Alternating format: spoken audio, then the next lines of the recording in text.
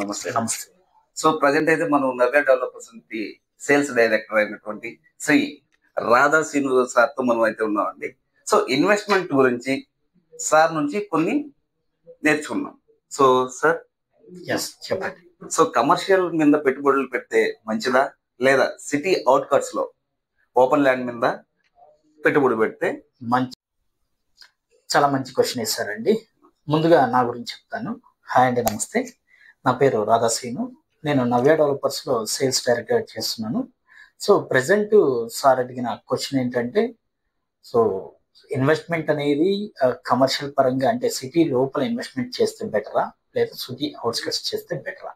ఇది చాలా మంచి క్వశ్చన్. యాక్చువల్గా ఇది చాలా మందికి తెలియని విషయం ఏంటంటే, ఎక్కువ మంది ఈ అపార్ట్మెంట్స్ లేదంటే కమర్షియల్స్ మీద అంటే రేట్ ఆఫ్ ఇంట్రెస్ట్ ఎక్కువ వస్తుందనే ఉద్దేశంతో వాటి మీద ఇన్వెస్ట్మెంట్ చేస్తూ ఉంటారు. ఇక్కడ క్రోస్ లో ఇన్వెస్ట్మెంట్ అయిపోతుంది. సో అక్కడ ఏమవుతుందంటే రేట్ ఆఫ్ ఇంట్రెస్ట్ నిజంగా చెప్పాలంటే రేట్ ఆఫ్ ఇంట్రెస్ట్ చాలా తక్కువ వస్తుంది సిటీ లోపల. అది అంటే ఫర్ ఎగ్జాంపుల్ ఒక ఎగ్జాంపుల్ గా మనము ఒక లింగంపల్లిలో ₹1 కోటి పెట్టుబడి పెట్టామనుకోండి. ఆ ₹1 కోటి పెట్టుబడి అనేది డబుల్ అవ్వడానికి మినిమం 5 years పడుతుంది. రీజన్ ఏంటంటే ఆల్రెడీ డెవలప్ అయిపోయిన ఏరియాలో మనం ఇన్వెస్ట్మెంట్ పెట్టడం వల్ల సో రేట్ ఆఫ్ ఇంట్రెస్ట్ అనేది చాలా తక్కువ ఉంటుంది. అంటే మీకు అప్రిషియేషన్ చాలా తక్కువ ఉంటుంది. అదే ఇన్వెస్ట్మెంట్ మీరు సిటీ అవుట్స్కట్స్ లో ఓపెన్ ప్లాట్స్ మీద కానీ ఇన్వెస్ట్మెంట్ చేస్తే 2 years కి డబుల్ అయ్యే అవకాశం ఉంది. అంటే అప్రిషియేషన్ అనేది 2 years లో మీకు అప్రిషియేషన్ డబుల్ అప్రిషియేషన్ వచ్చేస్తుంది. అదేవిధంగా 5 years లో 5 times ఖచ్చితంగా అప్రిషియేషన్ వస్తుంది. సో ఈ విషయం చాలా మంది తెలియక ఏం చేస్తారంటే ఈ అపార్ట్మెంట్స్, కమర్షియల్ స్పేసెస్ ఇలాంటి వాటి మీద క్రోస్ లో ఇన్వెస్ట్మెంట్ చేస్తారు. వాళ్ళ రిటర్న్స్ కూడా చాలా తక్కువ ఉంటాయి.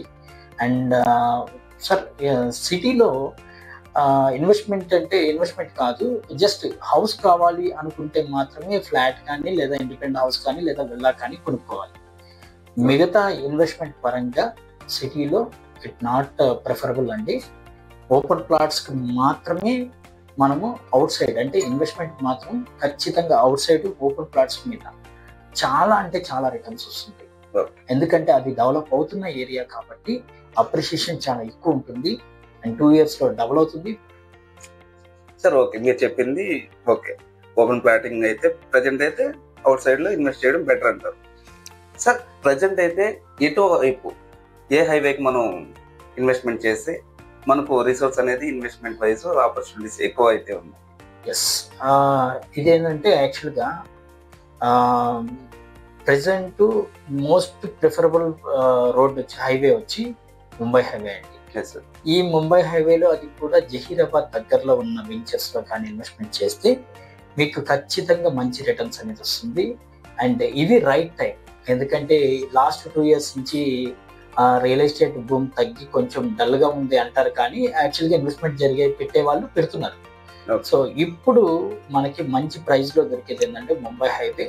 అండ్ రానున్న రోజుల్లో ఢిల్లీకి నోయిడా ఎలాగో అలాగే మన హైదరాబాద్ కి జహీరాబాద్ అనేది, అందులో NIMS national investment manufacturing zone అనేది కూడా నోయిడా లాగా ఇండస్ట్రియల్ హబ్ గా డెవలప్ అవబోతుంది. కాబట్టి ముంబై హైవేనే ప్రిఫరబుల్ ఏరియా. ఓకేనండి, థ్యాంక్ యూ వెరీ మచ్. నమస్తే.